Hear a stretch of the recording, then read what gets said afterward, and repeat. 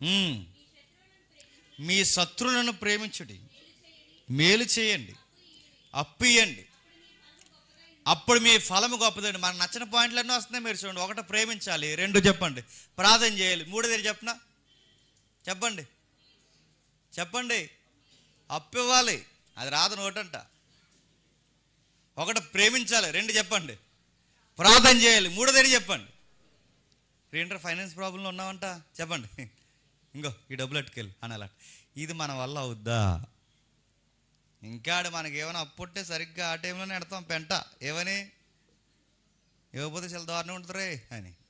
కానీ విషయం గుర్తుపెట్టుకోండి, ప్రభు అయిన యేసుక్రీస్తు వారు మనకు నచ్చినది మనం పాటించడానికి చాలా ఇబ్బంది పడేది ప్రార్థన చేయాలట. ఆ ప్రార్థన చేసిన వ్యక్తుల్ని ప్రేమించాలట. ఆ ప్రేమించిన వ్యక్తులకి ఏమన్నా అవసరతలు ఉంటే, అది ఫైనాన్స్ మ్యాటర్స్ అయితే చెప్పండి, వాళ్ళకి సహాయం చేయాలంట. చాలా కష్టమైన విషయాలు. ఇంకేం చెప్తున్నాడు?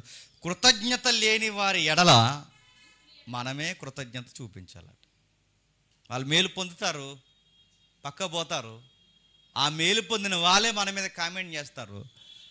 వాళ్ళు ఏదో ఒక మేలు పొందుతారు, ఆ పక్కకు పోతారు, మన మీద చెడ్డ మాటలు పలుకుతారు.